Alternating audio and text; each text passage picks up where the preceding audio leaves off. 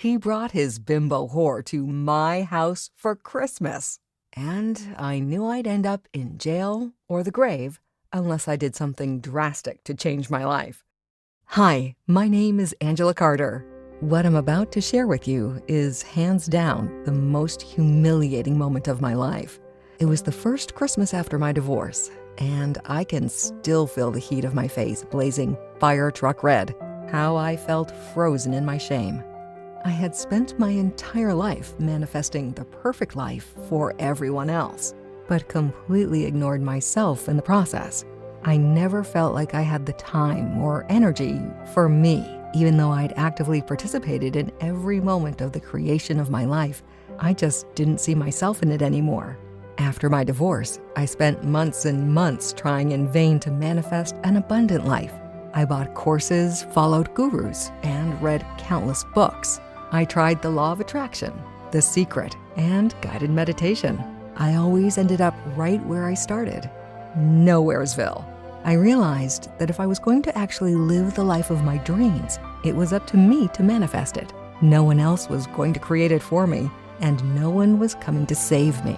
As you'll see, on a whim, I took a journey halfway around the world, desperately trying to end the humiliating pain of manifesting nothing but scarcity in my relationships, in my identity, and in my finances. I'm so glad I pulled the trigger on my worldwide journey of discovery, because I discovered what was blocking a life of abundance wasn't some kind of external force like I thought. What was blocking me was actually inside me, literally stored in my body.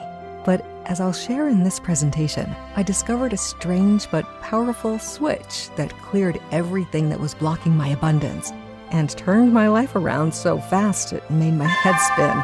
The journey was painful at the start, but once I discovered this switch, it rocked my world. I've never felt so connected in my relationships. I've never experienced such a deep connection with my source, and I never even knew I could feel so connected to financial abundance. What I've since discovered is this simple switch, and the unlimited abundance it triggers is available to anyone. My humiliating story demonstrates how you too can discover how to rewrite your story into one of unlimited abundance, starting as soon as today. 18 months ago, I was hosting Christmas at my house, not long after my divorce from Tom. He'd been cheating on me for most of our 25-year marriage. Against my better judgment, I invited him over for Christmas for the sake of our 2 adult kids. Our oldest was Jody, a junior in college. Tom Jr. was a freshman. Typical me, I went all out to make it special, as I always did. It was so easy to slip into my role as the engineer of the perfect life for my family.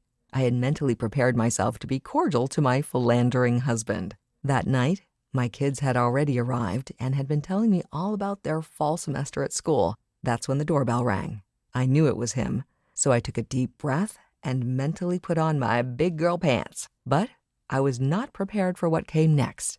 I answered the door to my ex-husband standing arm in arm with some Kim Kardashian lookalike who looked young enough to be his daughter. Her boobs were practically bursting out of her low-cut dress. "Merry Christmas," he said, holding out a bottle of wine.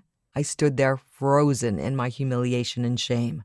Then she came in for a hug, saying, "Merry Christmas! You look so beautiful tonight." I turned around in slow motion to see my daughter with her eyes wide and her hand over her mouth. Tom Jr. was looking at her boobs, his eyes lustfully taking her in. In that moment, I knew I had to do something drastic to change my life. All I could say was, "I'm going for a drive." How had my life come to this? This emptiness, this shame, this deep pain at living a life I wanted nothing to do with. Why had I been so successful creating as perfect a life as possible for everyone else, while mine felt so empty, meaningless, and futile? Taking refuge in a Barnes & Noble Starbucks, I started wandering aimlessly around the bookstore, sipping my steaming cup of cheer. Then I found myself in the travel section. I thought I could just get on a plane and just leave. But I knew I needed something more than an escape or a break. I needed a deep reset. I needed to find myself, to like my life, to manifest the life I wanted to live in. I felt so lost. In desperation, I whispered a prayer. I don't know who I was praying to. I closed my eyes and whispered earnestly, God, I'm in serious trouble here. I truly don't know what to do. If you can, send me a sign. When I opened my eyes, I felt a small measure of peace. Then I noticed a travel book on Nepal. Inside were pictures of towering Himalayan mountains, tea houses, and elephants wading through a jungle river. I felt a tug on my sleeve.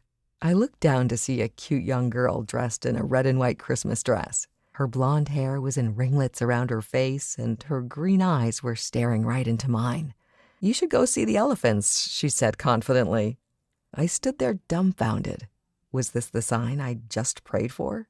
I battled back and forth in my mind. I thought I was becoming a movie cliché.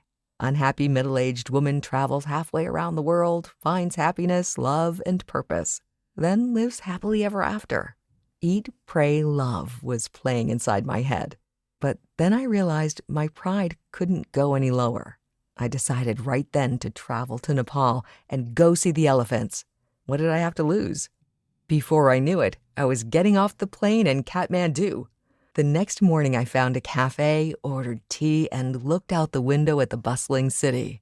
I couldn't believe I was halfway around the world, alone, trying desperately to improve my life. I was having serious doubts that I could discover how to manifest my dream life. I was lost in my thoughts and doubts, mesmerized by the sounds, sights, and smells of this colorful city, when there was a tug on my sleeve. Again, I turned to see a darling little boy with coal-black eyes and a shock of black hair. He had a flyer in his hand. He was pointing across the street to a hole-in-the-wall building.